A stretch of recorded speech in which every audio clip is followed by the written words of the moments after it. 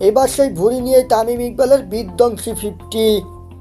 7 মাস পর প্রতিযোগিতামূলক ক্রিকেটে ফিরে এনসিএল টি-20তে প্রথম ম্যাচে ভালো করতে পারেননি তামিম ইকবাল। মাত্র 10 বল টিকতে পেরেছিলেন। একটি করে 4 ও ছক্কায় রান করেন মাত্র 13। গতকালকের ওই ম্যাচের পর তার ফিটনেস নিয়ে প্রশ্ন উঠে। এবার বিধ্বংসী 50 হাঁকিয়ে তামিম সব কিছু জবাব দিলেন। সিলেটের একাডেমি মাঠে আজ বৃহস্পতিবার মুখোমুখি হয়েছে চট্টগ্রাম বিভাগ এবং স্বাগতিক সিলেট বিভাগ।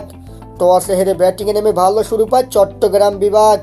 তামিম ইকবাল আর মাহাদুলের ওপেনিং জুটিতে আসে 80 রান। মাহাদুল 17 বলে 29 রান করে আউট হলো থামেননি তামিম ইকবাল খান। ঝড়ো ব্যাটিংয়ে মাত্র 27 বলে তুলে নেন টি-20 ক্যারিয়ারের 50তম 50। আন্তর্জাতিক টি-20 থেকে অবসর নেওয়া তামিমকে দিন আউট করেছেন তোফায়েল আহমেদ।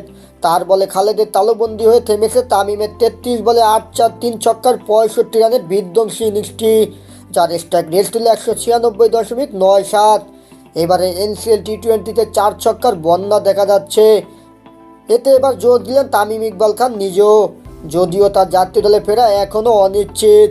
হায়দার খান, খেলার খবর।